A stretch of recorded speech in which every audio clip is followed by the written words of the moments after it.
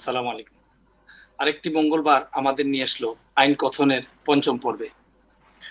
আজ আমরা আইন কথনের এই পর্বে আলোচনা করব জনস্বার্থ মামলা বিষয়ে। আজকের এই পর্বটি আমাদের কাছে, সাধারণ মানুষের কাছে অতি গুরুত্বপূর্ণ। কারণ আমাদের আজকের স্টুডিওতে, আজকের এই পর্বে আইনের গুরু এবং আইনের বর্তমান আমাদের আদালতের আইন অঙ্গনের প্রবীণ আইনজীবী আমাদের অতিথি হিসেবে এসেছেন জনাব জেরাই Khan Panna sir, advocate, Bangladesh supreme court. আরো রয়েছেন আমাদের বাংলাদেশ সুপ্রিম কোর্টের আইনজীবী জনাব ব্যারিস্টার অনিক আর হক, রয়েছেন জগন্নাথ বিশ্ববিদ্যালয়ের আইন বিভাগের সহযোগী অধ্যাপক ডক্টর মাসুম বিল্লাহ। আজ আমি তাদের সামনে অতি ক্ষুদ্র এবং নগণ্য আইনজীবী বলবো না, একজন মানুষ। আমি বেশি কথা না বলে আমি সরাসরি জনাব জেরাই খান পান্না স্যারের কাছে চলে যাচ্ছি, যে আমাদের মূল বিষয় যেটা, তার যে সূচনা বক্তব্য জনস্বার্থ মামলা বিষয়।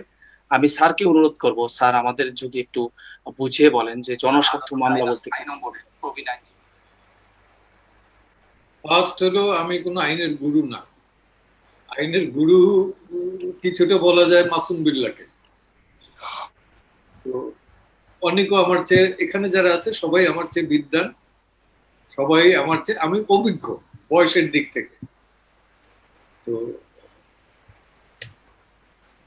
পাবলিক ইন্টারেস্ট লিটিগেশন বা জনস্বার্থে মামলা, এটার বিশেষ কোনো আইন নাই, কিন্তু সারা পৃথিবীতে এখন এটা কনস্টিটিউশনাল ল এর সবচেয়ে জনপ্রিয় অংশ এটা। কারণ শাসনতন্ত্রের যে দিকটা সাধারণ মানুষের কাজে লাগবে সেটাই হচ্ছে পাবলিক ইন্টারেস্ট লিটিগেশনের মামলা। এটা বিভিন্ন জায়গায় বিভিন্নভাবে নামে বলা হয়। এটার সূচনা কিন্তু হয়েছে আমাদের এই উপমহাদেশের ভেতরে ভারত থেকে, যখন বিচারপতি ভগবতী উনি ছিলেন এটার উদ্যোক্তা। এবং এর একটা প্রিএম্বেল আছে, সে প্রিএম্বেলটা হলো এই যে হিস্ট্রি বলা যায়। সেটা হলো, উনি সকালে উঠে পেপার পড়তেছেন, পেপারের চিঠিপত্রের কলমে দেখেন এক বৃদ্ধা লিখছে যে সে বেশ কিছু বছর ধরে তার হাজবেন্ড মারা গেছে, সে পেনশনের টাকা এবং এই যে তার যে গ্র্যাচুইটি টাকা, এটা তুলতে সে পারতেছেন অক্ষম। কিভাবে সেই টাকাটা তড়িৎ গতিতে পেতে পারে। তো প্রধান বিচারপতি এটাকে পোস্টাল ডিপার্টমেন্ট সহ কয়েকটা ডিপার্টমেন্ট একটা চিঠি দিলেন, দিয়ে দেখলেন যে উইদিন উইক সেই উইডো মহিলা সে টোটাল টাকাটা ফেরত পেয়েছে। উনি ভাবলেন সহজভাবে একটা মানুষের সমস্যার সমাধান করা যায়, যেটা বছর পর বছর ধরেও পাচ্ছে না, এ দরজায় ও দরজায় ঘুরতে হচ্ছে। এবং আমরা 92-তে এটা মাদারীপুর লিগ্যাল এইড এবং আইন সালিশ কেন্দ্রের যৌথভাবে পূর্বনীতে একটা আঞ্চলিক একটা জনস্বার্থের উপরেই একটা, এটা কি বলবো, ঠিক কনভেনশনও বলা যায় না, একটা কনভেনশনই বলা যায়। পাকিস্তানের দিদেন প্রধান বিচারপতি, শ্রীলঙ্কার বিচারপতি, ভারতের বিচারপতি, ভারত থেকে খ্যাতনামা কয়েকজন আইনজীবী, যেমন সম্ভবত কৃষ্ণায়ারও এসেছিলেন, জাস্টিস কৃষ্ণায়ার, যাকে বলা হয় যে এই উপমহাদেশ ভেতরে যে মানুষের মৌলিক অধিকার রক্ষকের জন্য তিনি বিচারক না, শুধু একজন প্রোটেক্টর ছিলেন। তারপরে ছিলেন, নাম ভুলে গেছি আমি, তো পাকিস্তানের চিফ জাস্টিস ছিলেন নাসিম শাহ। তারপরে শ্রীলঙ্কার চিফ জাস্টিস ভেলিমুনা, প্রখ্যাত মানবাধিকার আইনজীবী শ্রীলঙ্কার। এবং বাংলাদেশ থেকে ডক্টর কামাল হোসেন থেকে শুরু করে ব্যারিস্টার ইশতিয়াক সাহেব, এরা ছিলেন। এবং এইখান থেকে একটা পাবলিক ইন্টারেস্ট লিটিগেশন একটা কনসেপশন আমরা পাই। কিন্তু তার আগে থেকে কিছু কিছু প্র্যাকটিস আমাদের এখানে চলে আসছিল, যেমন বেরুবাড়ির মামলা, অ্যাডভোকেট কাজী মুখলিসুর রহমান ভার্সেস বাংলাদেশ। বেরুবাড়ি নিয়ে যে মামলাটা হয় সেটা কিন্তু অ্যাবসলিউটলি পাবলিক ইন্টারেস্ট লিটিগেশন। কাজী মোখলিসুর রহমানের ব্যক্তিগত কোনো বিষয় না এটা। দ্বিতীয় মামলাটা হলো ডক্টর মহিউদ্দিন ফারুকের। সেই মামলায় মহিউদ্দিন ফারুক হেরে যায়, বাট কিন্তু একটা ইন্টারপ্রিটেশন আসে, সেটা হলো যে এটা কি বলে ওই SAP 20 না মানে লোকাস স্ট্যান্ডার্ড, ও এগ্রিড পারসন, সংক্ষুব্ধ ব্যক্তি। লোকাস স্ট্যান্ডার্ড পার্সোনালি আসতে হবে সেটা না, কেউ আসতে পারে। এইখানে একটা বাদ ভাঙা আমাদের কাছে ইন্টারেস্টিং যেটা, সিমিলারলি কিন্তু আমি একটা মামলা হঠাৎ আজকে আমার খেয়াল হইলো, যখন মুনির বললো যে কি কি মামলা করেছেন, তখন আমার খেয়াল হইলো যে 1986 বার কাউন্সিল ইলেকশনের পর আমি এবং আমার সাথে আরো 6 ফ্রেন্ড 7 জন মিলে একটা মামলা করলাম বার কাউন্সিলের এগেইনস্টে। সেই মামলাটা ছিল তখন বার কাউন্সিলের 2 দিন বসে ভোট হইতো। তো দেখা গেছে যে আমার 3টা জায়গায় ভোট আছে, ঢাকা বারেও আছে, সুপ্রিম কোর্ট বারেও আছে। আমি ঢাকা বারেও দিয়ে আবার সুপ্রিম কোর্ট বারেও এসে দিতাম। আমরা এটা চাই, এবং তখন আবার ভোট কাস্ট করতো কারা, এই অফিসার ছিল বারের স্টাফরা, প্রত্যেকটা মফস্বলে বারের স্টাফরা ছিল। আমরা ওইটা চ্যালেঞ্জ করলাম এবং আমি ছিলাম ফার্স্ট পিটিশনার, যে কারণে ওইটা বিসিআর এ হ্যাঁ এইটা বিসিআর এ রিপোর্টেড হয়েছে। তো সেইটা দিয়ে হলো কি যে একদিনে মামলা এবং জুডিশিয়াল অফিসাররা এটা প্রিসাইডিং অফিসার থাকবে, এই ধরনের একটা অর্ডার হলো। যদিও আমার ওইটা আমি মামলা হেরে গিয়েছি, কিন্তু এই ডিরেকশন গুলো এসে গেছে। তো তারপরে যেটা হলো সেটা হলো পরবর্তীতে আমরা দেখলাম যেটা মেইনলি স্পার্কিং মামলা হলো কিন্তু বস্তির মামলা।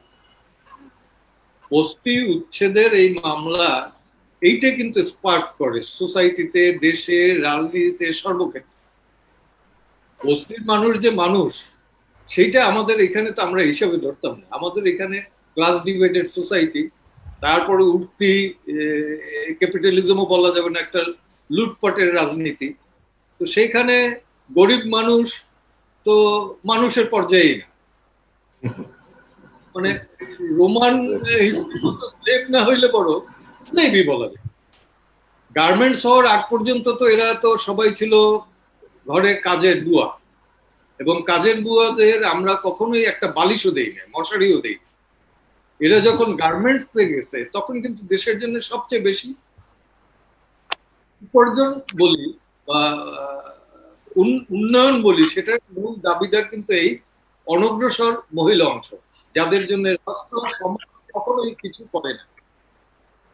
তো তেমনি এই বস্তিতে বস্তিবাসী যারা, তাদের উচ্ছেদ করা এটা হলো একটা নিত্য নৈমিত্তিক ব্যাপার। এবং বস্তির মামলা নিয়ে আইন সালিশ কেন্দ্র যখন মামলাটা করলো, করার পরে আইন সালিশ কেন্দ্র এবং সাথে বোধহয় সম্ভবত তখন ব্লাস্ট হয়েছে। তো এরপরে আমরা দেখলাম যে রুল ইস্যু হওয়ার পরই হাইকোর্টের সামনে বস্তি বসাই দেওয়া হলো, এবং খ্যাতনামা আইনজীবী ডক্টর কামাল হোসেন বাড়িতে চলে গেল স্যার সবাই।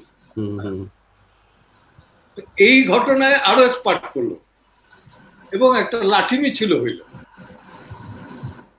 তো এইসব ঘটনায় বেসিক্যালি ওই মামলাগুলো খুব সিগনিফিক্যান্ট।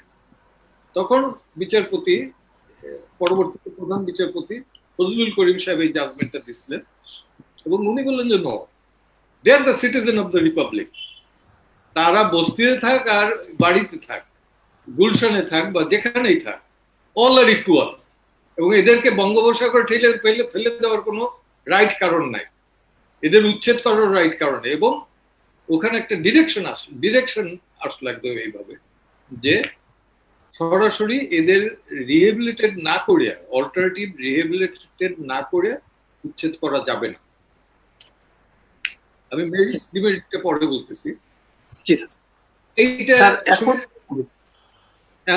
এই আলোচনার এই পর্যায়ে স্যার আমরা ব্যারিস্টার অনেক স্যারের কাছে চলে যেতে চাই যে পিআইএল মামলা স্ট্যান্ডিং একটা গুরুত্বপূর্ণ বিষয় এসে দাঁড়িয়েছে। তো স্যার, সার্বিক বিষয় যেমন রিটে স্ট্যান্ডিং একটা বিষয় প্রমাণ করা লাগে, পাবলিক বডির এগেনস্টে একটা সু করতে হলে বা একটা পিটিশন ফাইল করতে হলে, কিন্তু পিআইএল এর ক্ষেত্রে স্ট্যান্ডিং জিনিসটাকে একটু ওয়াইড করে দেওয়া হয়েছে স্যার। তো এই বিষয়টা স্যার আমাদের যদি একটু বুঝিয়ে বলতেন স্যার। আমাদের যেটা আর্টিকেল 102 রয়েছে সেখানে রয়েছে শব্দটি যেটি যে সংক্ষুব্ধ ব্যক্তি, অর্থাৎ অ্যাগ্রিভড পার্সন। তো বেসিকলি প্রবলেমটা যেটা হয়েছিল যে সেই অ্যাগ্রিভড পার্সনটা কে হতে, সেটি স্যার পান্না স্যার যে কেসের কথা বলছিলেন, বেড়ুবাড়ির কেস, তারপর আরো কেস যেগুলো ছিল এরকম যে যেটাকে আমরা বলি সংবাদ সংস্থার কেস, যে তারা এসেছিলেন সংবাদ সংস্থার সবার ব্যাপার বলতে, কিন্তু একজন এসেছিলেন বাড়িতে।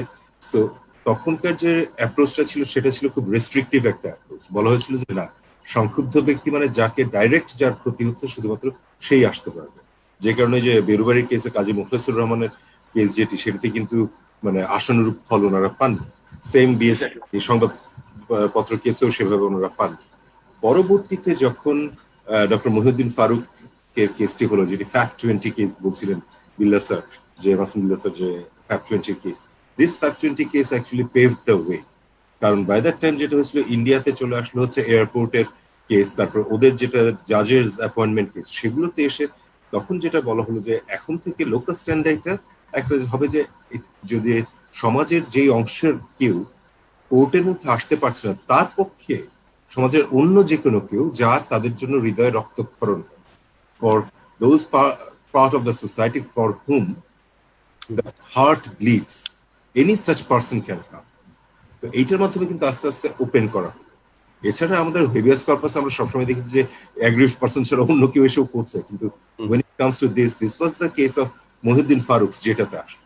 পরবর্তীতে এটাকে আরো অনেকগুলো কেসে কি বলবো যে অ্যাফার্ম তো করাই হয়নি, আরো বরং ওয়াইড করা হয়েছে। যেমন 21 টেলিভিশনের কেসে ঢাকা ইউনিভার্সিটির 2জন প্রফেসর এবং একজন সাংবাদিক মিলে 21 টেলিভিশনের লাইসেন্সের বিরুদ্ধে মামলা করেছিলেন। আমাদের পরবর্তীতে চিফ জাস্টিস হয়েছেন কে হাসান সাহেব, ওনার যে জাজমেন্ট হচ্ছে সেখানে কিন্তু এই অ্যাগ্রিভড পার্সনের ডেফিনিশনটাকে আরো ওয়াইড করে দেওয়া বলা হলো যে শুধু মানে anyone can come with anything.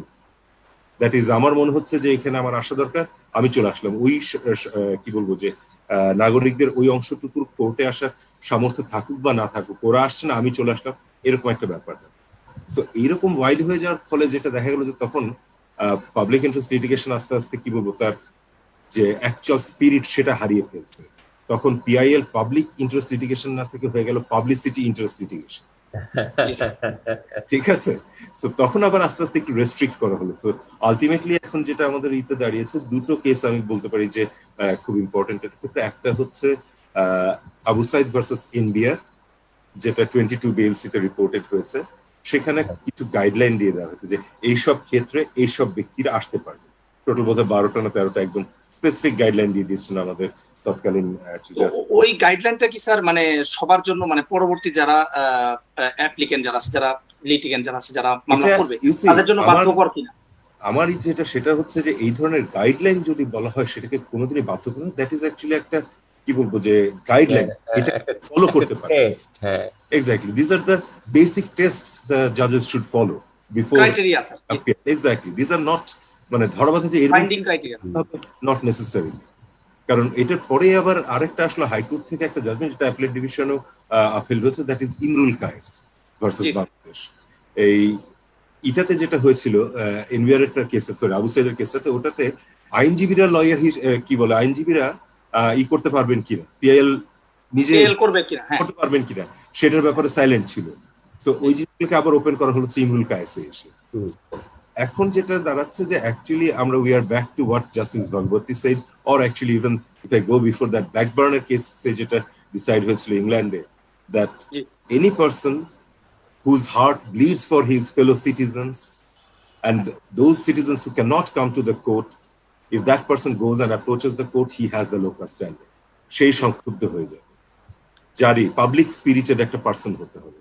এখানে ইন্টারেস্টিং যেটা জিনিস ছিল, ওই যে মহিউদ্দিন ফারুকের সময় বলা হয়েছিল যে পাবলিক স্পিরিটেড পার্সন ছাড়া হতে হবে না। এখন পাবলিক স্পিরিটেড কি, এটা একটা বিশাল ডিবেটের ব্যাপার। এখানে আমিও আজকে একটা স্পেসিফিক বিষয়ে পাবলিক স্পিরিটেড হতে পারি, মাসুম বিল্লাহ স্যার হতে পারেন, পান্না স্যার তো আসেনি আমাদের সবারইতে। So actually I would say যে এখানে ধরা বাঁধা কোনো কিছু না, কিন্তু যখনই আমাদের কারোর হৃদয়ে মনে হবে যে হ্যাঁ ওরা আসতে পারছে না, আমি চলে যেতে পারি, আই উড সে যে that is the basic. G sir, exactly. এই পর্যায়ে যেটা আপনাদের বিজ্ঞ স্যারদের কাছে আমরা শুনলাম যে জনস্বার্থ মামলার মধ্যে এত ক্রাইটেরিয়া, আবার ফিরে আসা, আবার চলে যাওয়া, তো এই বিষয়টা কিন্তু একটু ভেগ চলে আসছে। তো এই পর্যায়ে আমি মাসুম বিল্লাহ স্যারের কাছে চলে আসতে চাচ্ছি যে স্যার, আমরা এখন আমাদের যে সূচনা বক্তব্য যে whether it's a paradox or panacea or Pandora's box, তো এই বিষয়টা যদি আমাদেরকে বুঝিয়ে বলতেন স্যার, যারা সাধারণ মানুষ আছে আমাদের মতো, তারা আমরা একটু বুঝতাম। মুনির, আপনাকে ধন্যবাদ। আমি সবাইকে প্রীতি এবং শুভেচ্ছা জানিয়ে আমার কথা বলছি। এখানে দুজন বিজ্ঞ আইনজীবী রয়েছেন এবং পাবলিক ইন্টারেস্ট লিটিগ্যান্ট রয়েছেন, পাবলিক স্পিরিটেড লয়ার রয়েছেন, সর্বজন শ্রদ্ধেয় অ্যাডভোকেট জেদাই খান পান্না স্যার। এই কিছুদিন আগেও আপনার মনে থাকবে যে কাবিননামায় যে 5 নম্বর কলামে যে কুমারী শব্দটা লেখা হয়, এতদিন আমরা আন্ধা ছিলাম, তাই না? জেন্ডার জাস্টিসের কথা বলি, ইকুয়ালিটির কথা বলি, সমতার কথা বলি, উইমেন এম্পাওয়ারমেন্টের কথা বলি, তাই না? সেখানে জেদাই খান পান্না স্যার লিড করেছেন এবং একটা ভালো রায় এসেছে। আমি মনে করি এই যে পাবলিক ইন্টারেস্ট লিটিগেশন এর যে অর্জন, অন্যতম একটা অর্জন। ব্যারিস্টার অনেক এই সময়েও কিছু কিছু বিষয়ে কোর্টের দরজায় দৌড়ে গেছেন, এমনকি অনলাইনেও সাবমিট করেছেন কোভিডের সময়েও। সো দুজন খুব প্রাজ্ঞ মানুষ, যোগ্য মানুষই এখানে আছেন। আমি একাডেমিক পার্সপেক্টিভ থেকে হয়তো দু একটা কথা বলবো এবং আপনার শিরোনাম থেকেও দু একটা কথা বলবো। স্যাররা বেরুবাড়ির কথা বলছিলেন, আমরা ওইটাকে বলি ওই যে বঙ্গবন্ধু এবং ইন্দিরা গান্ধীর মধ্যে যে চুক্তি হয়েছিল, চ্যালেঞ্জ হয়েছিল, একটু প্রিম্যাচিওর হয়েছিল মামলাটা, একটু আগে চলে গিয়েছিলেন আইনজীবী, কিন্তু সুন্দর একটা ব্যাখ্যা কিন্তু আমাদের সুপ্রিম কোর্ট তখনই দিয়ে রেখেছেন না। এবং আমরা বলি যে justice Mustafa Kamal, one of our finest legal minds, তিনি মহিউদ্দিন ফারুক মামলায় বলেছেন যে ভারতে যখন হয়নি প্রায় 8 বছর আগে 1982 সালে এসপি গুপ্তা কেস, আর ইংল্যান্ডে ব্ল্যাকবার্ন কেস কেবল হচ্ছে, তখন আমরা এই রায়টা দিয়ে রেখেছি, তাই না? যে কোনো সংক্ষুব্ধ ব্যক্তি তারা আসবেন এবং আমাদের মৌলিক অধিকার এমনকি কন্টিনেন্টাল শেলফ পর্যন্ত বিস্তৃত। এবং ইন্টারেস্টিংলি বলেছিলেন যে কোনো ব্যক্তি আদালতে আসতে পারবেন কিনা সেটা আদালতের জুরিসডিকশনাল সীমাবদ্ধতার উপরে নির্ভর করে না। জাস্টিস সায়েম, তাই না? জাস্টিস সায়েম পরবর্তীকালে রাষ্ট্রপতি হয়েছেন, অতি খর্বাক্ষয় রাষ্ট্রপতি, অনেক কারণে বিতর্কিত, বাট নানদালেস তার জুডিশিয়াল অ্যাকুমেন নিয়ে তো আমরা প্রশ্ন তুলতে পারি না। তিনি ওখানে বলে রেখেছিলেন যে আদালতে আসো, আমার দরজা তো বন্ধ না। এটা আদালতের জুরিসডিকশনাল লিমিটেশনের উপরে নির্ভর করে না, বরং কোন মানুষ যদি প্রমাণ করতে পারেন যে সংবিধানের যে স্পিরিট সেটা ক্ষুণ্ণ হয়েছে, মৌলিক অধিকার ক্ষুণ্ণ হয়েছে, আমাদের দরজা খোলা আছে। তারপর একটা অন্ধ বিন্দু গেছে আমাদের, আপনি জানবেন আইনের ছাত্র হিসেবে, ডক্টর নাইম আহমেদ পিএইচডি করেছেন অনেক স্যার পাবলিক ইন্টারেস্ট লিটিগেশনের উপর, এবং চমৎকার একটা থিসিস। সেখানে তিনি এই সময়টাকে, মাঝের এই সময়টাকে একটু অন্ধ সময় হিসেবে আখ্যায়িত করেছেন। তারপরে হাফ হার্টেড অ্যাটেম্পট ইন সংবাদপত্র, তারপরে না আমাদের এই মহিউদ্দিন ফারুক, যেখানে জাস্টিস মুস্তাফা কামাল বলছেন people is the focal point of law, এবং জাস্টিস বিবি রয় চৌধুরী বলছেন যে সেইটাই, যে whose heart bleeds for the people is an aggrieve person, না?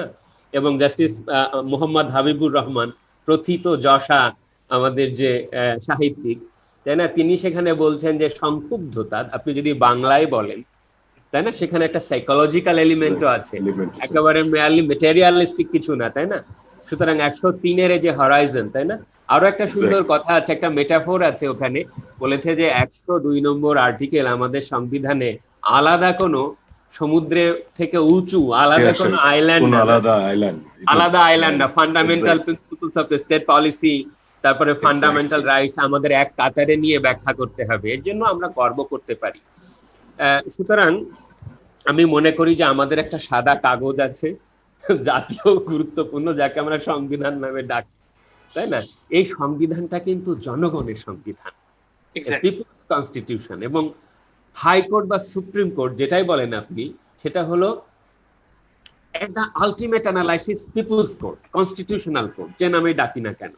সুতরাং জনগণের ক্ষমতা যখন ছিনতাই হয়ে যায়, যখন ইনজাস্টিস হয়, তখন মানুষের পক্ষে দাঁড়িয়ে একজন মহিউদ্দিন ফারুক, একজন ব্যারিস্টার অনিকা হক, বা একজন জেডাই খান পান্না, বা একজন সৈয়দা রিজওয়ানা হাসান, বা একজন MC মেহতা, তাই না, মেধা পাটেকর, তারা আসেন যে এই মানুষগুলোর পক্ষে কে দাঁড়াবে। সুতরাং এবং জাস্টিস ভগবতীদের মতন জাজরা থাকেন, কৃষ্ণা আয়ারদের মতো জাজেরা থাকেন, তারা প্রো পিপল জুরিসপ্রুডেন্স সৃষ্টির মানুষে তারা চলে আসে। এখন দেখেন এই সাউথ এশিয়ান পার্সপেক্টিভ থেকেই আমরা এটা আলোচনা করতে পারি। সারা হোসেন স্বাধীন মালিকের বিখ্যাত কাজ রয়েছে এ বিষয়ে। সেখানে আমরা দেখেছি যে আমাদের সোশিও ইকোনমিক ইমানসিপেশন, বা একটু আগে আমি জেন্ডার জাস্টিসের কথা বলছিলাম, কনজিউমার রাইটস, জাস্টিসে বাদুল হকের বিখ্যাত রায়, চাইল্ড রাইটস আছে, তাই না, justiciability of socio economic rights, slum dwellers case বিখ্যাত, তারপরে এনভায়রনমেন্টাল জুরিসপ্রুডেন্স, আলাদা তো আমরা বলি যে PIEL, তাই না, পাবলিক ইন্টারেস্ট এনভায়রনমেন্টাল লিটিগেশন, জোনা রাজ্জাকের বিখ্যাত কাজ রয়েছে, তাই না। আমাদের সাংবিধানিকতার ইতিহাস আছে, একটু এপিস্টোলারি জুরিসডিকশন, যেটা সুয়োমোটো কোর্ট নিজে থেকেই জারি করেন, ওটাও তো এক ধরনের PIL-ই না, PIL এর এক ধরনের আমি প্যারাকিয়াল বলবো যে সুন্দর। সো এখানে কিন্তু আমাদের অনেক অর্জন রয়েছে। তারপরেও আমরা দেখেছি যে ইদানিং কালে কি হচ্ছে, এটা অপব্যবহৃত হচ্ছে। জাস্টিস সিনহা একটু আগে আমরা রেফার করলাম কেসটা, সেখানে বলেছেন যে না, অনেক বিজি বডি আছেন যারা অনেক সময় হয় কি যে মানুষের নামে, in the name of the people করতে গিয়ে হঠাৎ করে নিজেদের মধ্যে একটা কি হয়, হয়তো তাদের ট্রু ইন্টেনশন নেই, জাস্ট মিডিয়ার দৃষ্টি আকর্ষণ করবার জন্য হতে পারে, তাই না। হয়তো এখানে একটা কসমেটিক বা টোকেনিস্টিক জাস্টিস নিশ্চিত করবার জন্য এইটা আমরা বলেছি যে this technique whether has been abused by some কি বলবো যে attention seekers or famous mongers, এটা অ্যাবিউজ হয়েছে কি না। সেই জন্যই আমাদের কথা হচ্ছে যে এই তিনটা শব্দ যে আপনি যে শিরোনামটা দিয়েছেন, আমি মনে করি বেশ ইন্টারেস্টিং এবং এর মধ্যে বেশ কিছু ইমপ্লিকেশনস রয়েছে। আমাকে আর একটা মিনিট সময় দেন, আমি ব্যাখ্যা করব। অবশ্যই স্যার, আপনি you take your time sir, আমাদের বুঝিয়ে বলেন যে আসলে প্যারাডক্সের বিষয়টা। এটা আসলে প্যারাডক্স মানে তো ধরেন ধাঁধা, বা আমরা ধাঁধায় পড়ে যাই। কেন আমি এটা প্যারাডক্স নামে বলবো এটাকে, এই কারণে যে একদিকে ডাকছি লিটিগেশন, কেননা লিটিগেশন শব্দটা আমাদের একটু কিন্তু we are being allergic to the term litigation, কেননা সিভিল লিটিগেশন, ক্রিমিনাল লিটিগেশন এবং ওখানের যে প্রতিকার খুব একটা পাওয়া যায় না। কিন্তু PIL হচ্ছে কি, আমার এখনই দরকার, নগদ দরকার, তাই না, যে অক্ষ নিদান, নিজে খামু না পোলাগো খামু না, তাই না, তাড়াতাড়ি আমি কোর্টের দরজায় যাওয়া দরকার, তাই না, মানুষের অধিকার লঙ্ঘিত হয়েছে, পরিবেশ বিপর্যয় হয়ে যাচ্ছে, তাই না, তখনই আমি। এর দ্বারা তো সাধারণ মানুষের অনেক উপকার হয়েছে স্যার, পুরো বাংলাদেশের কিন্তু একটা স্বার্থ সিদ্ধির ব্যাপার চলে এসছে। এখানে যদি এই জিনিসটা অনিয়ন্ত্রিত চলে যায় বা অনিয়ন্ত্রিত হয়ে যায়, তখন সেক্ষেত্রে স্যার কি করা যেতে পারে বা কি অবস্থা? সেজন্য আমি আপনার প্রশ্নের উত্তরেই আসছি। ওই যে পাবলিক ইন্টারেস্ট আবার লিটিগেশন নামে ডাকলাম, আমার কাছে মনে হয়েছে এর মধ্যে একটা কি ধাঁধা রয়ে গেল কিনা। এবং একদিকে দেখবেন যে আমরা একটা পলিটিক্যাল এনভায়রনমেন্টে বাস করি, তো এর কিন্তু কিছু পলিটিক্যাল নুয়ান্সে যাচ্ছে, যে আপনি যদি তাড়াতাড়ি একটা রায় এনে দিতে পারেন বা কোনো একটা ডিসকোর্সে কনস্টিটিউশনালিজমকে নিয়ে যেতে পারেন, তাহলে হয়তো রাজনৈতিক ধারা আর এক রকম তৈরি হবে। ফর এক্সাম্পল 13th অ্যামেন্ডমেন্ট, তাই না, 13th অ্যামেন্ডমেন্ট কিন্তু স্যার প্রথমে ওই যে 2005 সালে যে মামলাটা প্রথমে হয়েছিল M সলিমুল্লাহ, ওটা কিন্তু PIL ফর্মে করা হয়েছিল। এবং তখনকার রাজনৈতিক প্রেক্ষাপটে তত্ত্বাবধায়ক সরকারকে আমরা কি বললাম যে ইট ইজ কনস্টিটিউশনাল। কিন্তু আমরা জানি যে 2006, 7, 8 তারপরে একটা ইন্টাররেগনাম কি বলবো যে উপমিলিটারি সামরিক শাসক গেল, তাই না। তারপরে 2009-এর নতুন রাজনৈতিক বাস্তবতায় কোর্ট সিদ্ধান্তে পৌঁছলেন যে এটা সংবিধান সম্মত নয়। আমরা অনেক সমালোচনা করেছি, আবার হয়তো ভেবেছি যে না, আজকে না শিখলে কবে শিখবো, তাই না, দুই দিকই আছে। তাহলে একটা রাজনৈতিক দিক আছে, তাই না। সুতরাং আমি মনে করি যে এর মধ্যে একটা প্যারাডক্সিক্যাল ব্যাপার তো আছে। আর প্যানাসিয়া কি, যে এই যে হয় কথা হতে না হতেই চলে যাওয়া, যে আমি টেনিস খেলতে পাচ্ছি না, আমি কি বলবো যে আমার এই বাগানে কাঁঠাল হয়নি, এই যে কোনো কাজে চলে যাওয়া, এইটাই যে বিজি বডি, এইটা একটা আমাদেরকে উদ্বিগ্ন করেছে। কিন্তু আপনি ঠিক আছে, হালদা নদীতে মারা যাচ্ছে, যে ডলফিন মারা যাচ্ছে, ঠিক আছে, আমরা কোর্টে গেলাম এবং কোর্ট বললেন যে সরকার কি ব্যাপার, তোমরা কি করছো, বুড়িগঙ্গা নদী দূষিত হয়ে যাচ্ছে, দখল হয়ে যাচ্ছে, আমরা আদালতে গেলাম, কি ব্যাপার, এটা ঠিক আছে। কিন্তু ধরেন জাস্টিস খায়রুল হক বললেন যে আপনি বুড়িগঙ্গা পরিষ্কার করেন, এখন কোর্ট বললো যে মানে সরকার বললো যে ঠিক আছে আপনি গিয়ে করে আসেন, মানে let the court do it, the court has decided so, let the court do it। তো এটা হয় কি যে কে বাস্তবায়ন করবে? সুতরাং এটা সর্বরোগের দাওয়ায়ও কিন্তু বলতে পারছি না, তাই না? এবং সর্বশেষ কি হচ্ছে, প্যান্ডোরাস বক্স, যে আসলে কি তাহলে এমন করে কি আমরা একটা বাক্স খুলে দিয়েছি যে সবাই এটাকে ঠিক আইনটাকে সুন্দর করে চর্চা না করে, সাংবিধানিকতাকে চর্চা না করে, সুন্দর সুন্দর পিআইএল কে পেছনে ফেলে আজে বাজে রাজনৈতিক ব্যাপারগুলো সামনে আসবে এবং মিডিয়ার দৃষ্টি আকর্ষণ করবার জন্য এক ধরনের কি বলবো যে প্রতিযোগিতা হবে, তাহলে এটা তো আমরা মানতে পারছি না। সুতরাং এই যে 3 P's, যে পাওয়ার, প্রিভিলেজ, পজিশন, এটা সৃষ্টিতে হবে, নাকি পিআইএল এর যে অরিজিনাল স্পিরিট ছিল, socio economic emancipation of the people বা social justice as enshrined in the preamble of the constitution, সেটা, এই দ্বন্দ্বটাই কিন্তু আমাদেরকে সামনে, এই প্রশ্নটাকে সামনে তুলে এনেছে। আমাদেরকে দেখতে হবে যে কেমন করে, কতটুকুন সুন্দর করে আমরা এই পিএল স্ট্র্যাটেজিকে ব্যবহার করতে পারি। জি স্যার। স্যার এই পর্যায়ে আমি স্যারের সাথে আলোচনা করব মানে বাংলাদেশের ইতিহাসে পিআইএল খুব জনপ্রিয় মামলাগুলো, যার মাধ্যমে জনস্বার্থ, আসলে জনস্বার্থের জন্যই মামলাগুলো হয়েছে। এই জন্য আমরা আমাদের সিনিয়র আমাদের যারা আছেন জেরা খান পান্না স্যারের কাছে চলে যাচ্ছি। স্যার, যে আপনার স্যার একটা মামলা রয়েছে যে এটা এখন খুব ইন্টারন্যাশনাল জার্নালেও পাবলিশ হয়েছে, যে জেরা খান পান্না ভার্সেস বাংলাদেশ। এখানে বাংলাদেশ সংবিধানের আর্টিকেল 46 এর বিষয়ে স্যার আপনি একটি পিআইএল করেছিলেন স্যার। তো এই বিষয়ে স্যার যদি একটু বলতেন। আর এর বিষয়ে এই পিআইএল এর আরেকটি গুরুত্বপূর্ণ মামলা নিয়ে আমরা এর পরবর্তীতে অনেক স্যারের কাছে চলে যাব। তো স্যার আমাদের যদি একটু বলতেন ওই আপনার গুরুত্বপূর্ণ মামলাগুলির বিষয়ে স্যার। পান্না স্যার। স্পেসিফিক ওই মামলাটা হলো 2002 সালে অপারেশন ক্লিন হার্ট হয়। জি স্যার। সেটা যৌথ বাহিনী, অর্থাৎ পুলিশ, আর্মি, বিডিআর, তখন তো বিডিআর ছিল, বিডিআর, এরা সহ সারা বাংলাদেশ ব্যাপী একটা অপারেশন চলে। অপারেশন পরে 56 জন লোক, এক্সাক্ট আমার খেয়াল নেই 54 কি 56 জন লোক, 56 জন, এদের সবার বেলায় ছিল যে এরা হার্ট অ্যাটাকে মারা গেছে। এবং পরের বছর 2003 সালে এদের ইমিউনিটি দায় মুক্তি দেয়া হয়, যে বলছে যে এদের বিরুদ্ধে কোনো মামলা বা কোনো কিছু করা যাবে। এবং অদ্ভুত বিষয় হলো যে 2004 সালে র্যাব গঠন করা হলো।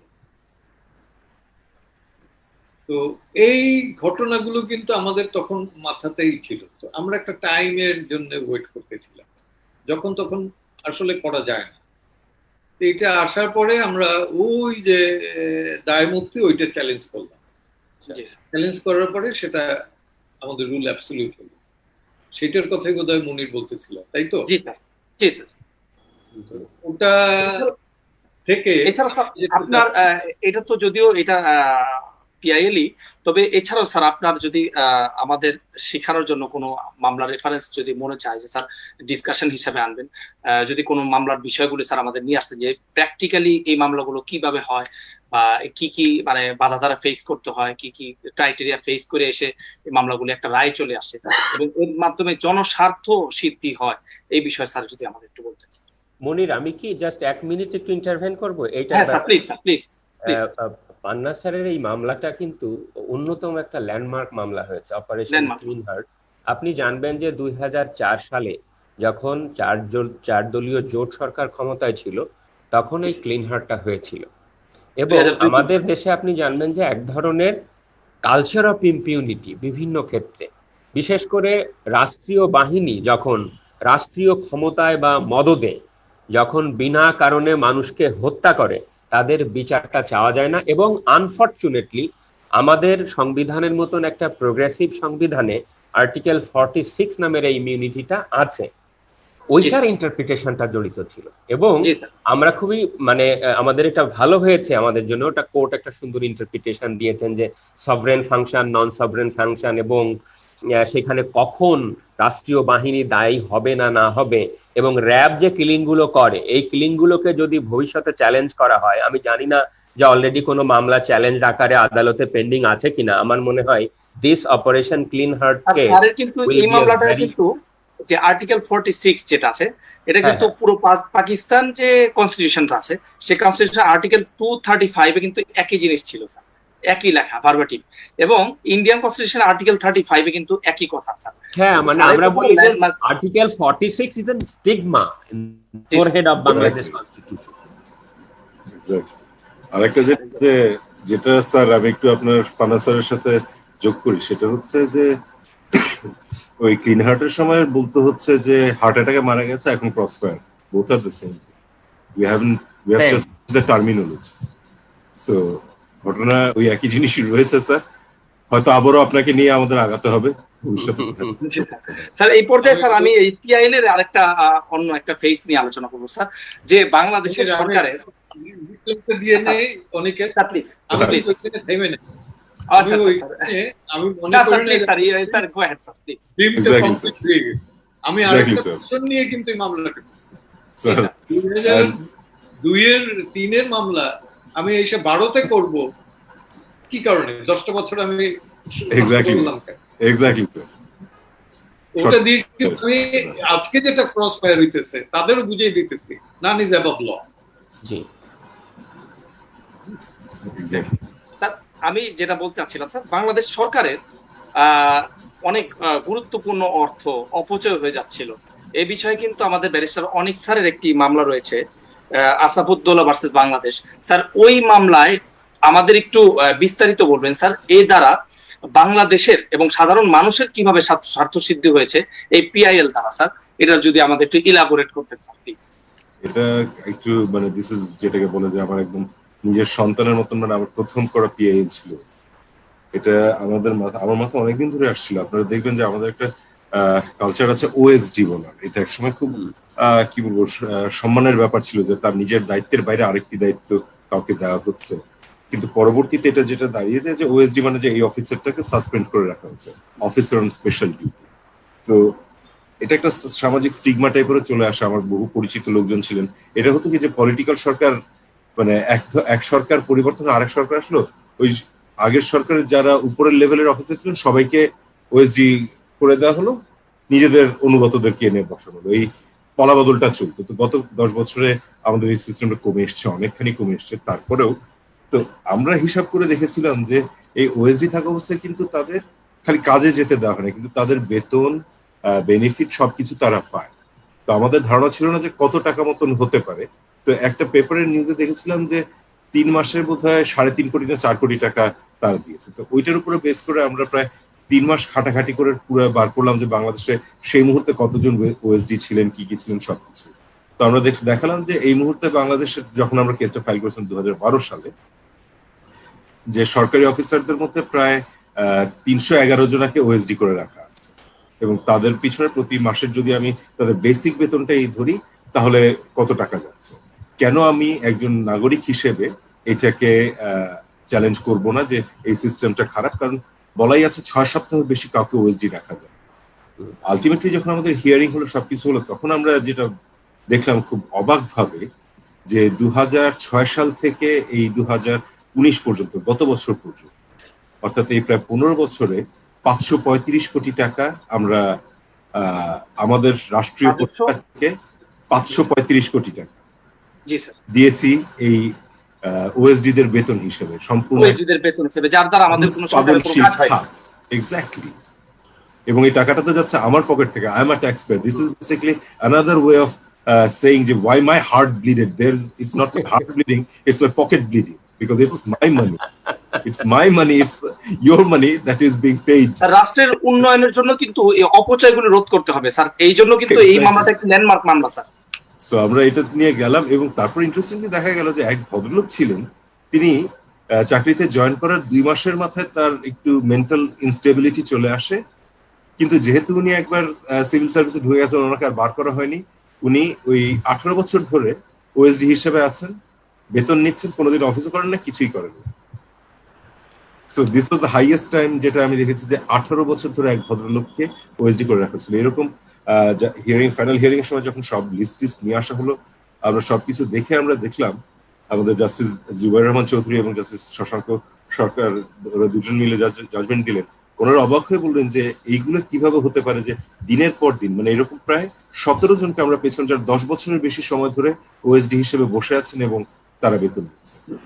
তো এটিকে সম্পূর্ণ অবৈধ হিসেবে ঘোষণা করা হলো এবং বলা হলো যে এখন থেকে ওএসডি এভাবে করা যাবে না, নিয়ম অনুযায়ী 4 সপ্তাহের বেশি এখন থেকে কাউকে ওএসডি রাখা যাবে। স্যার এই মামলাটার রায় কি হয়েছিল যদি আমাদের একটু বুঝিয়ে বলতেন স্যার? যদি আমাদের রুল অ্যাবসলিউট করা হয়েছিল। যেটা খুব ইন্টারেস্টিং যেটা পয়েন্ট সেটা হচ্ছে যে এই যে first of all as usual এটাতে আমাদের পিটিশনার ছিলেন হচ্ছে একজন বিখ্যাত কি বলবো ফর্মার ব্যুরোক্র্যাট আসাফুদ্দৌলা সাহেব, আসাফুদ্দৌলা সাহেব। এবং আসাফুদ্দৌলা স্যারের স্ট্যান্ডিং নিয়ে কোয়েশ্চেন উঠেছিল, বলেছিল যে উনি কে, ওনার কি হয়ে যাচ্ছে। The court said very interestingly একটাই লাইনে যে he is a tax payer, তার টাকা কোথায় খরচ হচ্ছে সেটা জানার অধিকার তার রয়েছে, এবং সরকারকে যদি আমি উন্নয়নের কাজে টাকা দিই তাহলে উন্নয়নের কাজেই ব্যবহার করতে হবে, কোনো অনুৎপাদনশীল খাতে ব্যবহার করা যাবে না। This was just one simple paragraph যেটা দিয়ে ওনারা বলে দিয়েছেন যে এইসব ক্ষেত্রে কি বলবো local standard is not an big issue, anyone who is the tax payer তার টাকা কোথায় খরচ হবে সেটা জানতে চাওয়ার তার অধিকার রয়েছে। এইভাবে এটাকে বলা হলো।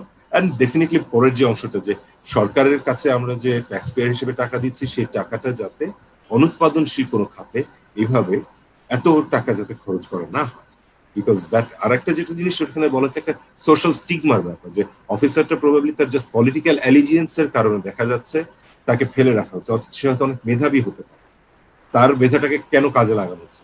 যে কোনো জায়গায় তো দেওয়া যায়। আমাদের বেশিরভাগ সময় দেখা যায় যে বিভিন্ন মন্ত্রণালয়ে বলা হয় যে লোকবলের অভাব, লোকবলের অভাব, আর আপনারা তো নিজেরাই নিজেদের লোককে বসিয়ে রেখেছেন, তাদের বসে খাওয়াচ্ছি স্যার।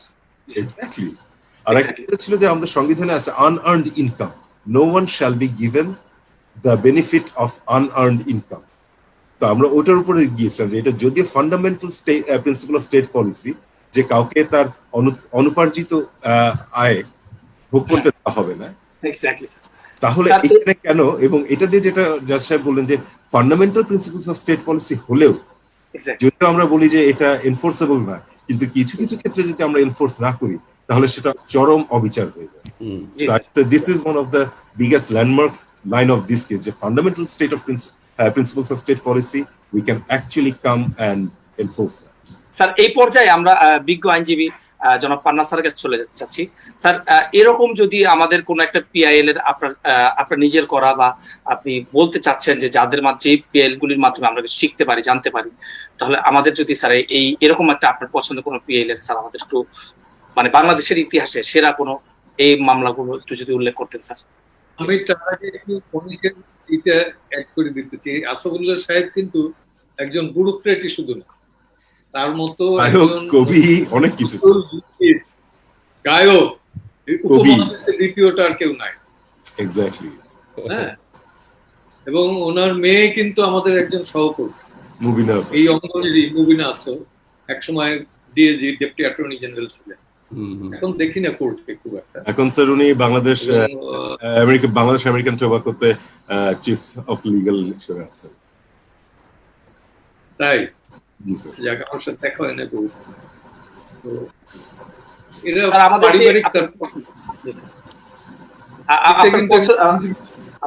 মানে নিজস্ব করা কোনো পিআইএল এর বিষয় যদি স্যার আমাদের বলি যে পিআইএল এর আমাদের একটা ধারণা আছে যে এটা শুধুমাত্র আর্টিকেল 102তেই হবে। আমার কাছে মনে হয়েছে এটা ভুল অনেকটা। এটা আমরা সিআরপিসি তেও যেতে পারি, সিপিসি তে তো পারি, সেখানে প্রভিশন আছে। সিআরপিসির একটা এক্সাম্পল দিয়েই বলি, তাইলে আপনারা বুঝতে পারবেন। লিমনের ঘটনা, একটা বাচ্চা ছেলে, স্কুল গোয়িং বয়, রিমোট ভিলেজে, তাকে গুলি করলো পায়ে। গুলি করলো তো করলোই, আবার তার এগেনস্ট একটা আর্মসের মামলাও দিয়ে দিল। এখন এই ছেলেটা যাবে কই? সে তো হতদরিদ্র। আইন সালিশ কেন্দ্র থেকে মামলাটা করা হইলো, তার ফার্স্ট হইলো তার বেইলের জন্য এবং ট্রিটমেন্টের জন্য, যাতে গভর্নমেন্ট এই ট্রিটমেন্টটা বিয়ার করে। তো ট্রিটমেন্টটা কোথায় হইতে পারে? সে তখন ছিল বরিশাল শেরে বাংলা মেডিকেলে। তা আমরা বাইরে বাই ফোন ওভার টেলিফোন খোঁজ খবর নিলাম যে কিরকম। ওখানে ডাক্তাররাই বললো যে আমাদের এখানে আর কি ট্রিটমেন্ট হবে, বেটার আপনার পঙ্গুতে নিয়ে যান। তা আমরা কোর্টে এটা বললাম। এটা কিন্তু ক্রিমিনাল বেঞ্চ, এবং জাস্টিস প্রিজাইডিং জাজ ছিলেন জাস্টিস নজরুল ইসলাম চৌধুরী। উনি একদম সাথে সাথেই বললেন যে নো, এর বিয়ার করতে হবে গভর্নমেন্টের টোটাল কস্ট, এবং উনি বেইল দিয়ে দিলেন, একটা প্যারাগ্রাফ অ্যাড করতে বললেন, দিয়ে দিলেন। এই যে লিমনের মামলা, এইটা থেকেও কিন্তু একটা it's a criminal case. Exactly. এবং আলটিমেটলি আমরা কিন্তু এখান থেকে হাইকোর্ট থেকে এটা রিলিজ পাই না, এটা ওই ঝালকারিতে যে মামলাটা হয়েছে সেই মামলা ফেস করে ওখান থেকে আমরা রিলিজ অর্ডার নিয়ে আসি। এবং অদ্ভুত একটা সৌভাগ্যের বিষয় হলো সেই লিমন পরবর্তীতে ব্র্যাক ইউনিভার্সিটি থেকে ল পাস করে এখন ইন্টার্ন হিসেবে ব্লাস্টে আছে।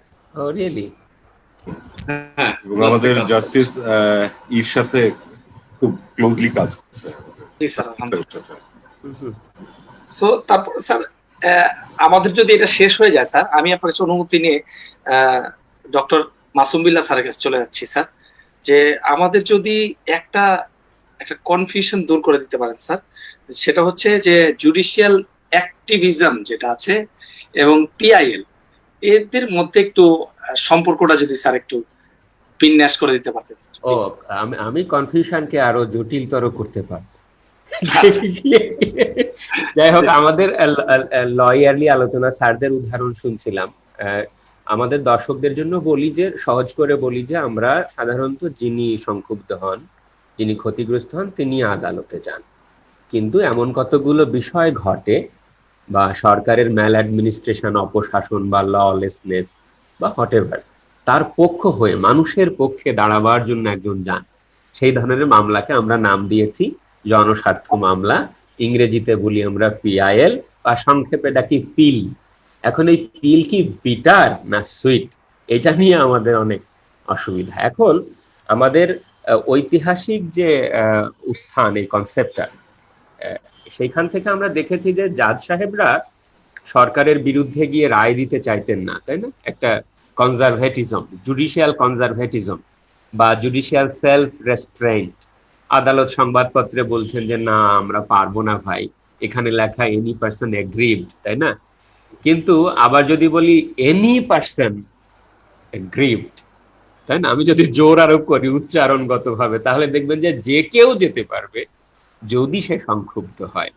তো এই যে আদালত আউট অফ দ্য বক্স, আক্ষরিক অর্থের বাইরে গিয়ে আইনের, তাই না, একটা সার্বিক চেতনাগত অর্থ দেন সংবিধানের।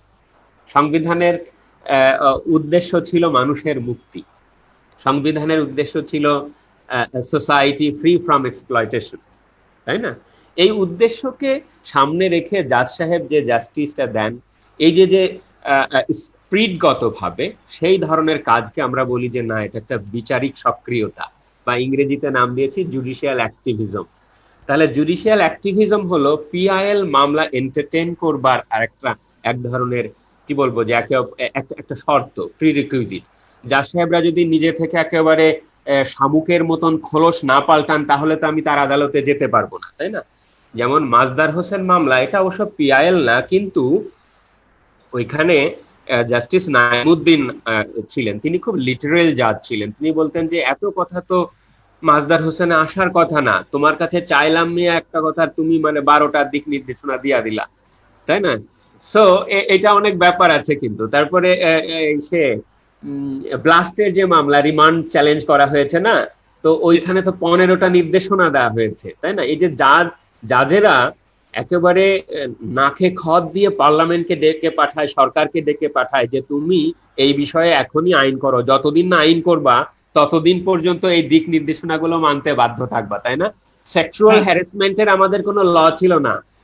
জাস্টিস সৈয়দ মাহমুদ হোসেন কি করেছেন, একেবারে পুরো লাইন আপ দিয়ে দিয়েছেন যেটা মানতে হবে, তাই না? এখনো নেই, কিন্তু এখনো নেই। এবং রিমান্ড লতেও সরকার একেবারে ছোট লোকের মতন অ্যাপিল করতে করতে গিয়ে, মানে সেই আই এম সরি যে মাহবুবে আলম যে অ্যাপিয়ার করেন, সরকারের আইনজীবী হিসেবে অ্যাপিয়ার করেন, রাষ্ট্রের অ্যাটর্নি জেনারেলেরই কোথায়, তাই না? যখন সে, করে মনে আছে যে উপেন্দ্র বক্সি, ভারতের বিখ্যাত প্রফেসর, যখন এসপি গুপ্তা বা 80 দশকে যখন মামলাগুলো হচ্ছিল, বলছে যে এখন ভারতের সুপ্রিম কোর্ট বোধহয় ইন্ডিয়ানদের সুপ্রিম কোর্ট হলো। তো সুপ্রিম কোর্ট বা হাইকোর্ট ডিভিশন কবে বাংলাদেশের মানুষের সুপ্রিম কোর্ট হয়ে উঠবে? The chief justice of Bangladesh, the supreme court of Bangladesh, তাই না? সুতরাং এই যে আউট অফ দ্য বক্স গিয়ে যে কাজটা করেন কোর্ট, এটাকে আমরা জুডিশিয়াল অ্যাক্টিভিজম নাম দিয়েছি। এবং কিছু ক্রিটিসিজম থাকলেও জুডিশিয়াল অ্যাক্টিভিজমকে আমরা একাডেমিকরা এনকারেজ করি এবং বলি যে সোশিও ইকোনমিক জাস্টিস প্রতিষ্ঠায় এটার প্রয়োজন রয়েছে। কিন্তু মুশকিল হলো, এই যে বললাম যে আমি একজন জাজের নাম নিয়েই নিচ্ছি, আমার নিতে অসুবিধা নাই, বিকজ আমার একটা একাডেমিক জায়গা থেকে একটা ফ্রিডম রয়েছে। জাস্টিস শামসুদ্দিন চৌধুরী মানিক যখন বেঞ্চে ছিলেন, দেখতেন যে এই যে এত মামলা এন্টারটেইন করছেন, তাই না? এই পতাকা স্যালুট দেয় না, এই করে নাই, সেই করে নাই, ডাকে পাঠারে, অমুক রে করে, ডিসি রে দাঁড় করায় রাখে, ডক্টর কামাল হোসেন রে ডকে বসায় রাখে, এই ধরনের অপব্যবহার হয়েছে। সুতরাং এইটাকে আমরা নাম দিয়েছিলাম this is not judicial activism, this is rather judicial adventurism.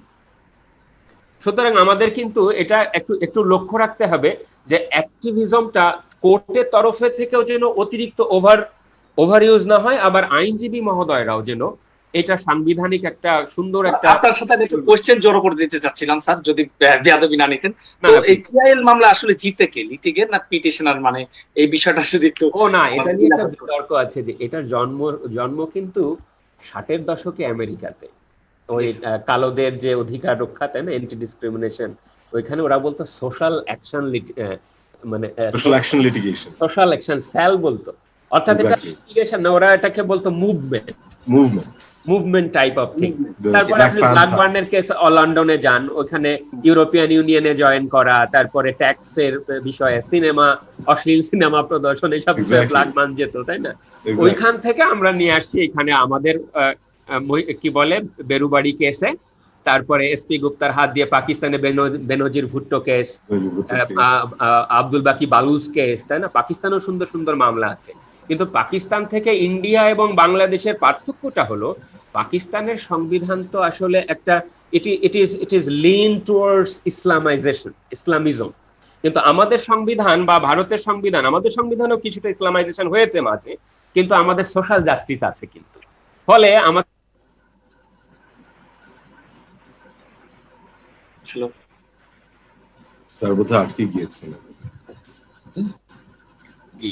Because ওদের একটা wave of lawyers and wave of জাজেস তৈরি হয়েছে।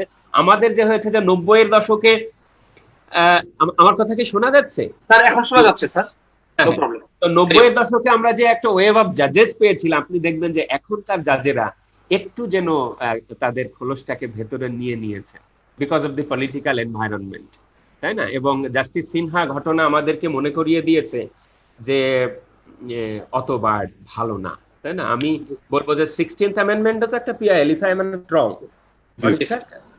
ইট ইজ অলসো মুনজিল মুর্শেদ গেছেন এবং তিনি এটা করেছেন। আমি ব্যক্তিগতভাবে 16th অ্যামেন্ডমেন্টের রায়ের একজন, মানে আমি কি বলবো যে পার্লামেন্টারি মেকানিজমের পক্ষপাতী, কিন্তু সুপ্রিম জুডিশিয়াল কমিশনও যে খারাপ হয়েছে তা না। এটা লক্ষ্য হচ্ছে যে whether judicial independence can best be protected by which kind of model, আপনি যে মডেলই এক্সারসাইজ করেন না কেন। সুতরাং জাস্টিস সিনহা এপিসোড আমাদেরকে অনেক শিক্ষা দিয়েছে, পজিটিভলি নেগেটিভলি। সুতরাং এদিক দিয়ে আমি মনে করি যে এই ভীতির কারণে আমাদের জাজরা অনেক সময় সঠিক রাইটি বা তাদের যে সক্রিয়তা, সেটা অনেক সময় প্রদর্শন করতে পারেন না। সুতরাং এটাকে ডক্টর রিদওয়ানুল হক, আমাদের আরেকজন বেশ কনস্টিটিউশনাল স্কলার, তার একটা বই আছে, আপনি জানবেন, জুডিশিয়াল অ্যাক্টিভিজম গোল্ডেন মিন অ্যাপ্রোচ, এবং সেখানে তিনি দেখাচ্ছেন যে জুডিশিয়ালাইজেশন অফ পলিটিক্স ঘটেছে গত 10 বছরে, 20 বছরে, আর একটা হচ্ছে বিপরীতটা, পলিটিসাইজেশন অফ জুডিশিয়াল। দুটাই হয়েছে, যে জাজদের নিয়োগের ব্যাপারে পলিটিসাইজেশন হয়েছে, এবং আমি হিসেব করে রেখেছি যে ও জাস্টিস খায়রুল হক কখন অবসর নিবে, জাস্টিস হাসান কখন অবসর নিবে, তাই না? এই যে ম্যাথমেটিক্যাল টার্মস, এটা জুডিশিয়ারিকে বিপদে ফেলে দিয়েছে। আর একটা হচ্ছে জুডিশিয়ারিও কি করেছে যে they have entertained the political question. তবে আমি হাইকোর্ট ডিভিশনের বিশেষ করে মঈনুদ্দিন ফখরুদ্দিনের যে 2 বছরের ইন্টাররেগনাম, তখন কিন্তু হাইকোর্টের রোলটাকে আমি প্রশংসা করব, বিকজ সেখানে রাজনৈতিক নেতা, বিশেষ করে শেখ হাসিনা, তারপরে আরো কিছু মামলা হয়েছিল, সেগুলোকে তারা যথেষ্ট অবজেক্টিভলি দেখেছে। সুতরাং আমি জানি না, একটু স্যার আপনাকে এই করে আমার খেয়াল আছে গঠনের সময় আমাদের জাস্টিস সার্জার কথা বলেন, পান্না সার্জার কথা বলেন, নজরুল ইসলাম চৌধুরী সাহেব যখন ফার্স্টে বলা হলো বেল দিতে পারবে না, I remember in his court উনি ওখানে উঠলেন, বসে বললেন একটা সার্কুলার দেখছি যে বেল দেওয়া যাবে না। যে কে বলেছে হাইকোর্টের বেল দেওয়ার ক্ষমতা নিয়ে যাবে, মানে কে নিয়ে যাবে এই পাওয়ার? আমি বলছি আমি বেল দিব, নিয়ে আসেন আপনারা পিটিশন, কে কে আনবেন। একেবারে এন্ড তারপরে এটার পরে জাস্টিস নাইম সাহেব, শাহ আবু নাইম মুমিনুর রহমান সাহেব, উনি কিন্তু প্রথম বেল দিলেন আমাদের প্রধানমন্ত্রী তখনকার শেখ হাসিনা এবং খালেদা জিয়া, দুজনকে উনি একসাথে বেল দিলেন। চৌধুরীর লেখা জাজমেন্ট এক্স্যাক্টলি। এন্ড ওই যে সাহসটা তখন দেখালেন ওনারা, এবং জাস্টিস চাকলাদার সাহেব ওনারা যে সাহসটা দেখলেন সেটা কিন্তু অনেকাংশেই আমাদের ওই কি বলবো ওই 2 বছরের অগণতান্ত্রিক পথ থেকে গণতন্ত্রের পথে আসার জন্য পথটাকে সুগম করেছিল। আপনাকে মাঝখানে একটু ইন্টারাপ্ট করলাম। এখন আমরা একটু মানে ছোট করে নিয়ে আসবো প্রত্যেকে, মানে আমি 1 মিনিটে শেষ করছি। Please sir, carry on sir. আপনি যদি আমাকে পরে সময় না দেন তাহলে আমি একবারে শেষ করতে পারি। না, পরে সময় হবে স্যার, অল্প ক্ষুদ্র সময়। তাহলে আমি এই পর্বটা 1 মিনিটে একটু বলছি যে আর 2টা ইস্যু এখানে খুব গুরুত্বপূর্ণ মনে হয় আমার কাছে। যে আমার কাছে মনে হচ্ছে আমাদের যে বারটা এটা হাইলি পোলারাইজড, পলিটিক্যালি পার্টিসান বার। এখানে হয় কি যে জুডিশিয়াল পিআইএল এর মতো মেকানিজম আমাদের জাজরা মানে আমাদের আইনজীবীরা 2টা ভাগে বিভক্ত থাকে, তো এতে বেঞ্চ একটু অসুবিধায় পড়ে যায়। এইটা কিন্তু আমাদের জন্য আমি মনে করি একটা বড় একটা অসুবিধা, একটা চ্যালেঞ্জ। আরেকটা হলো এই গ্লোবালাইজেশন শুধু ইকোনমিক্সের ক্ষেত্রে ঘটে নাই, কালচারের ক্ষেত্রে ঘটে নাই, লয়ের ক্ষেত্রেও একটা কি ঘটেছে, গ্লোবালাইজেশন ঘটেছে। এবং মাইগ্রেশন অফ কনস্টিটিউশনাল আইডিয়াস, যে আমেরিকান কনস্টিটিউশনাল ল থিওরি বা বলে মনে করেন কানাডিয়ান থিওরি বা ইউকে থিওরি বা অস্ট্রেলিয়ার থিওরি আমরা কি করছি, আমদানি করছি। জাস্টিস সিনহার 16তম সংশোধনী মামলা সমালোচনা হওয়ার অন্যতম একটা কারণ হলো যে উনি অনেক বেশি পেজ লিখে ফেলেছিলেন এবং লটাকে উনি কমিউনিকেট করতে পারেন না, এবং টু মাচ একাডেমিক এবং অন্যান্য দেশের আইডিয়াকে। স্যার, ওই জাজমেন্টে কি কেউ ডিফার করছিল? না স্যার, এটা ইউনানিমাস জাজমেন্ট। অনলি জাস্টিস সিনহার উপর দায়িত্ব দিয়ে তো মানে অব্যাহতি পাওয়ার কোনো স্কোপ নাই। এটা ভেরি ইন্টারেস্টিং যে 13th অ্যামেন্ডমেন্ট মামলায় জাস্টিস নাজমুন আরা সুলতানা এবং justice M A Wahab Mia dissenting opinion দিয়েছিলেন। ডিসেন্টিং অপিনিয়ন আমাদের জুডিশিয়াল কালচারকে বা জুরিসপ্রুডেন্সকে শক্তিশালী করে, কিন্তু 16th অ্যামেন্ডমেন্ট কিন্তু অন্যান্য জাজরা সহমত পোষণ করেছেন বাট সেপারেট অপিনিয়ন দিয়েছেন, but whereas justice Sinha had to pay for that. সেটা আমাদের জন্য একটা বাজে একটা দৃষ্টান্ত হিসেবে রয়েছে বলে আমি মনে করি। ইস্যুটা আরো ভালোভাবে ডিল করা যেত। বাট মনির, আমি শেষ করছি যে ওই মাইগ্রেশন অফ কনস্টিটিউশনাল আইডিয়াস ওইটা আমাদের জন্য কতটুকুন ভালো হয়েছে আমার মনে হয় একটু গবেষণা করা দরকার। সেটা আমাদের একটু দায় নেব যে আমরা যারা একাডেমিক আছি আমরা একটা আলাদা স্বতন্ত্র অবজেক্টিভ জুরিসপ্রুডেন্স তৈরি করতে পারিনি, যেখান থেকে লয়ার্স কমিউনিটি, বেঞ্চ এবং বার দুইটাই তারা সেখানে ঋদ্ধ হবেন এবং আরো অধিকতর অ্যাপ্লিকেশনের দিকে তারা যেতে পারবেন। আমি মনে করি এখানে আমাদের ল স্কুলগুলো এবং লিগাল স্কলারদেরকেও কিন্তু ভূমিকা নিতে হবে। জি স্যার। স্যার, আমি বলতে চাচ্ছিলাম স্যার এই পর্যায়ে যে আমাদের পিআইএল এর অনেক সুনাম আছে, আমাদের সাধারণ মানুষের স্বার্থসিদ্ধি বা সাধারণ মানুষের উপকারের জন্য পিআইএল খুব গুরুত্বপূর্ণ ভূমিকা রাখে।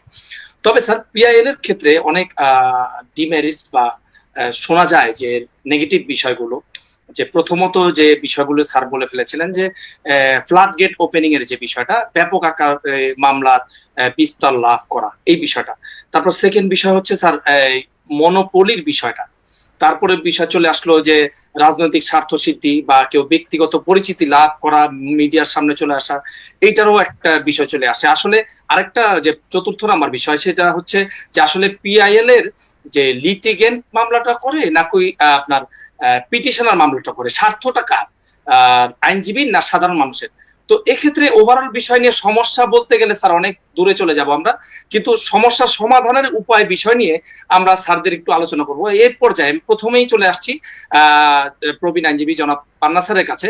স্যার যদি অল্প করে আমাদের একটু বলতেন যে এক্ষেত্রে যদি সমস্যাগুলো যেটা অ্যাড্রেসড সেগুলো সমাধানের কি উপায়, এটা পর্যায়ক্রমে সব আইনজীবীর কাছে, সব স্যারের কাছে, আমরা অতিথিগণের কাছে চলে যাবো। স্যার পান্না স্যার যদি একটু আমাদের বলতেন। আমি সিম্পল একটা বলবো, সেটা হচ্ছে এটা যদি ফ্লাড গেট ওপেনও হয় আমার বেনিফিশিয়ারি কার, ইফ দেয়ার পিপল, আমার তো কোনো অবজেকশন নাই, সে মিডিয়া একদম ভাইজে ভাইজে খাক, 24 ঘন্টা থাক, আমার অসুবিধা কোথায় যদি এখানে পিপলের বেনিফিট হয়? এক্স্যাক্টলি, এক্স্যাক্টলি, এটা মানুষের ক্লিয়ার হয়ে গেল। জি বিষয়টা, জি স্যার। যে দিকেই আসি না কেন, এর বেনিফিশিয়ারি যদি পিপল হয় তাহলে আর কোনো অসুবিধা নেই। যেটা হয় সেটা আমরা রুল নেওয়ার পরে অনেকে আমরা প্রসিড করি না, তখন রুলটা যখন ডিসচার্জ হয় এটা কেউ খোঁজও রাখি না। That's the problem. এটার কারণ কি, এতক্ষণ তো আমরা বেঞ্চের সমালোচনা করলাম, বারের করি না। বার কি সেভাবে এনরিচ, তাই না? আমি তো যখন আমার এই যৌবনকালের বার যেটা দেখেছি, আজকে দেখলে পরে আমার কষ্ট লাগে, মানতে পারি না। হ্যাঁ, তো সেই দিকটা আর কি, এটাও সত্যি যে বার এখন আর জাতির বিবেক হিসাবে নাই, এটা পলিটিক্যাল পার্টির ব্রাঞ্চ হয়ে গেছে। আমরা পলিটিক্যাল পার্টির ব্রাঞ্চ হিসাবে অ্যাক্ট করি, তো যতক্ষণ পর্যন্ত আমার এই বিবেক হিসাবে কাজ করার মতো সেই বিবেকটা না থাকবে ততক্ষণ পর্যন্ত তার এটা পজিটিভ আমি ওইভাবে এক্সপেক্ট করতে পারি না। তারপর আমি বলবো যে এর ভেতর থেকে হাঁটি হাঁটি পাপ্পা করে যেভাবে আগাচ্ছি সেটা খুব একটা খারাপ না, এটা প্রশংসা করতেই হবে। এবং ইয়াং জেনারেশন বুঝুক আর না বুঝুক আসছে পিআইএল এর, এবং এটা বিভিন্ন ওয়েতে আসছে। আমি আবারও বলি এটা কেবলমাত্র কনস্টিটিউশনাল দিক না, এটা সিভিল লিটিগেশনের দিকেও আসা যায়। যেমন আমি একটা সিআরপিসির কথা বললেন স্যার, সিআরপিসির তো বলছি, সিভিলেও যেমন কম্পেনসেশনের মামলা, লঞ্চ ডুবির যেটা একটা এমবি নাসরিন ভোলায় যাওয়ার পথে ডুবে গেছিল, সেইটা নিয়ে মামলা হইতে হইতে গত 14 সালে এসে 2003 সালের মামলা 14 সালে এসে হাইকোর্টে এটা অ্যাবসলিউট হয়েছে। একটা ধৈর্য থাকতে হবে। যিনি শুরু করছিলেন মামলা লোয়ার কোর্টে, এবং এইটা একটু খুব ডিফিকাল্ট টাস্ক। ডেড বডি গুলো চলে গেছে, কে কে মিসিং, এদের বাড়ি বাড়ি গিয়া খোঁজ নিয়ে আইসা এই কম্পেনসেশন মামলা ওইভাবে আনা, তো এটাও কিন্তু one kind of public interest litigation. এটা যে কেবলমাত্র আর্টিকেল 102 তে হবে বা কনস্টিটিউশনাল কোর্টে আসতে হবে, নট দ্যাট। আমরা সুমোটর বেলা ক্রিমিনাল বেঞ্চে যাই না, এক্স্যাক্টলি তাই। এবং সিভিল কোর্টে তো আরো প্রভিশন বেশি আছে, এটা সিপিসিতে প্রভিশনটা বেশি, এবং সবগুলো প্র্যাকটিস করতে হবে। বেসিক্যালি যেটা দরকার, বারকে এনরিচ না করতে পারলে পরে, বারকে রিসোর্সফুল না করতে পারলে পরে বেঞ্চ কোনোদিন রিসোর্সফুল এক্সপেক্ট করতে পারি না। এটাই আমার স্যার। এই পর্যায়ে কোশ্চেন একই স্যার, এবার ব্যারিস্টার অনিক স্যারের কাছে আমরা এই একই কোশ্চেনে স্যার একটু উত্তর কামনা করছি স্যার। স্যারের সাথে আমি পুরোই একমত যে সারাদিন টিভিতে আসলেও কোনো প্রবলেম নেই, সারা পুরো পৃথিবী জুড়ে তার নাম ছড়ানোর প্রবলেম, বাট ইস্যুটা অ্যাকচুয়ালি পাবলিকের ইন্টারেস্টে কিনা সেটা দেখা রাখে।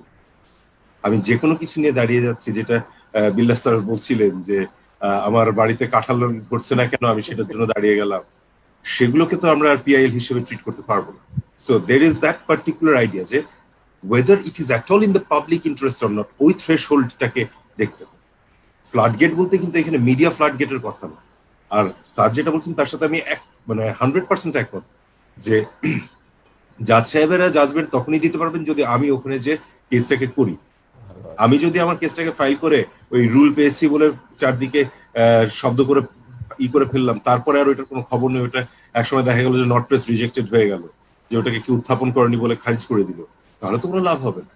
So as a lawyer you have to have that much sort of like কি বলবো যে ডেডিকেশন, বিকজ বেশিরভাগ সময় যেটা হয় আমাদের পিআইএল এ, এটাতে আমি নিজে যেটা বলি সেটা হচ্ছে ঘরের খেয়ে বোনের মোষ তাড়ানোর কেস, যে আমার নিজের পকেটের গাঁটের টাকা খরচ করে আমি মামলা করছি যাতে সাধারণ মানুষের উপকার। তো বেশিরভাগ লোকজনই এটাকে করতে পারে না, কি বলবো যে জনস্বার্থে মামলা যেটাকে বলা হয় এক্স্যাক্টলি চালিয়ে যাওয়ার ক্ষমতা হয়তো রাখে না, বা ইন্টারেস্টটা চলে যায়। স্বাভাবিক ব্যাপার, আমরা উকিলেরা টাকা না পেলে কেন কোর্টে যাব যদি if I am not driven by that. So আমার যেটুকু ছিল সেটা যদি হয়ে যায় যে আমি আমার পাবলিসিটি পেয়ে গেছি আর করবো না, এটা হলে তখন কিন্তু দ্যাট বিকামস যেটাকে কি বলবো ফ্লাড গেট ওপেন না, ঠিক এটাতে the whole purpose gets defeated, এবং একটা ভালো কেস হয়তো আপনি করেছিলেন সেটাকে নষ্ট হয়ে যাচ্ছে, যে আলটিমেটলি কিছু করতে পারছে।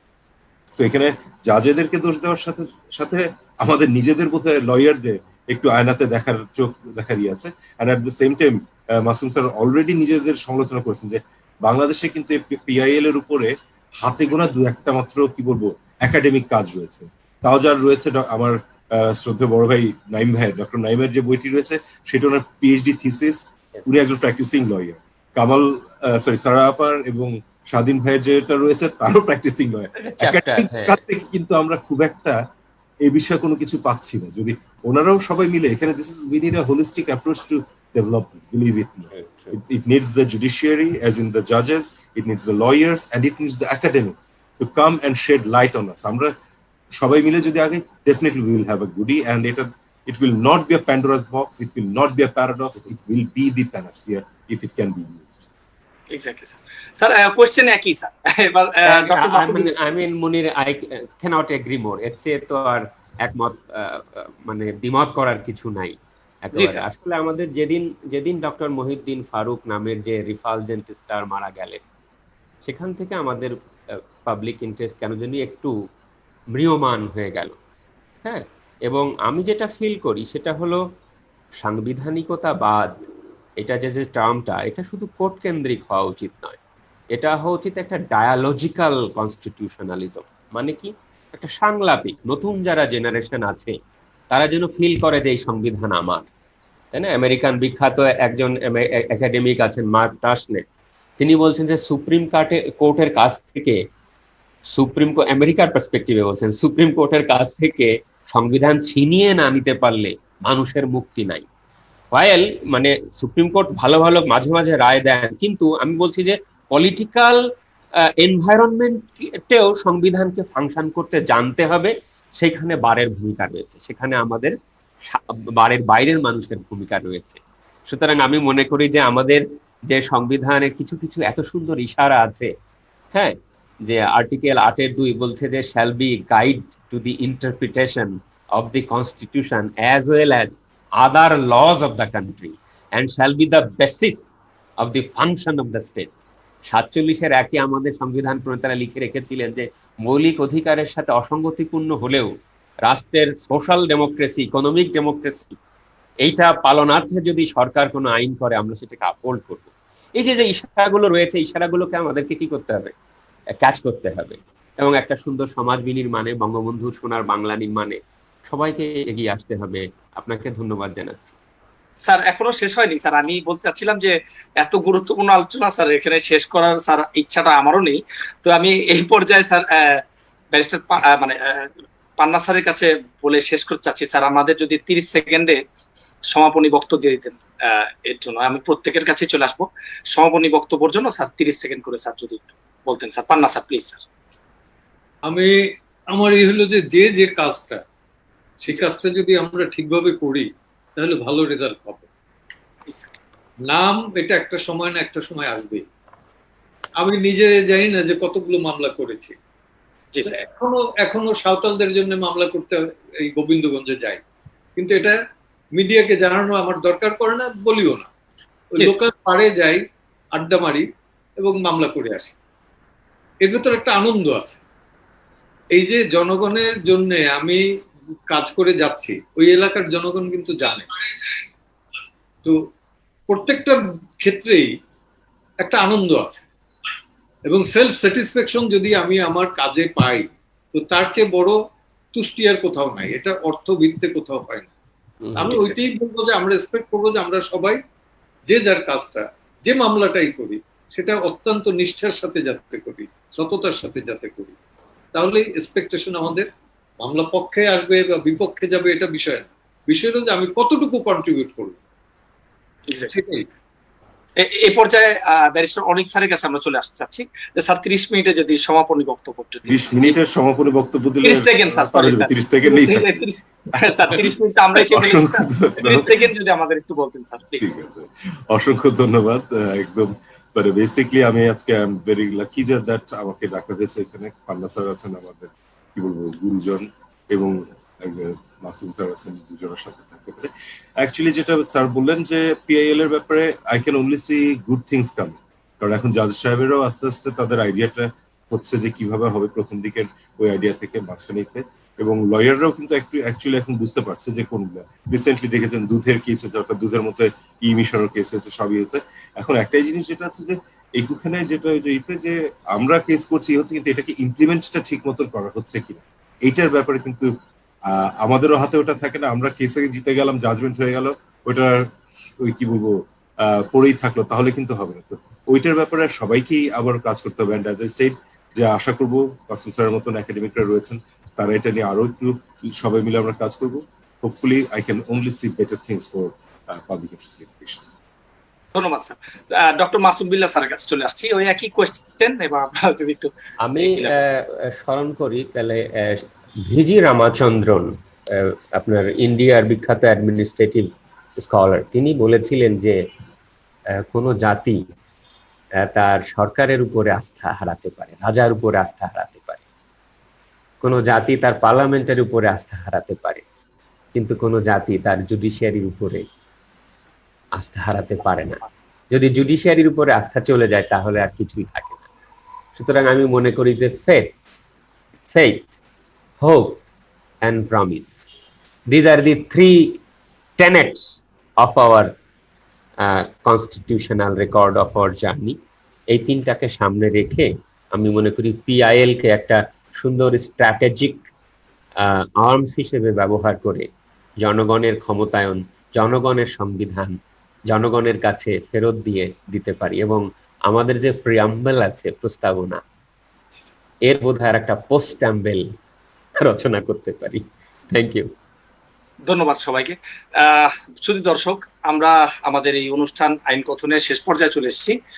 আমরা বিজ্ঞ আইনজীবীদের কাছে, আমাদের ল স্কলার, ওনাদের কাছ থেকে আমরা জনস্বার্থ মামলার বিষয়ে খুব গুরুত্বপূর্ণ গাইডলাইন, নির্দেশনা পেলাম। সাধারণ মানুষের জন্য সোনার বাংলা করার জন্য, বঙ্গবন্ধুর আদর্শ বাস্তবায়ন করার জন্য আমরা সকলেই সচেষ্ট, সকলেই প্রচেষ্টা চালিয়ে যাচ্ছি।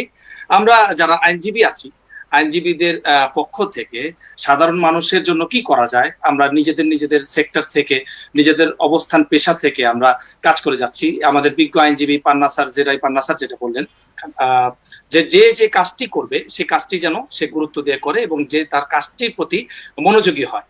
তো আমরা আমাদের অনুষ্ঠানের থেকে সবাইকে এই বার্তা দিতে চাচ্ছি যে সাধারণ মানুষ একা নয়, আমাদের আইনজীবীরাও তারা তাদের সাধারণ মানুষের যে কোনো বিপদে আপদে পাশে রয়েছি। তো আমরা আজকের অনুষ্ঠান এখানেই শেষ করছি। আগামী মঙ্গলবার দিন আমাদের এই অনুষ্ঠান আবার দেখার আমন্ত্রণ রইল। নতুন কোনো টপিকে নতুন কোনো আইনজীবীদের অতিথি আমন্ত্রিত করে আমরা আবার এই অনুষ্ঠান পরিচালনা করব। সবাইকে ধন্যবাদ। আসসালামু আলাইকুম। দাম দিয়ে কিনেছি বাংলা, কারোর দানে পাওয়া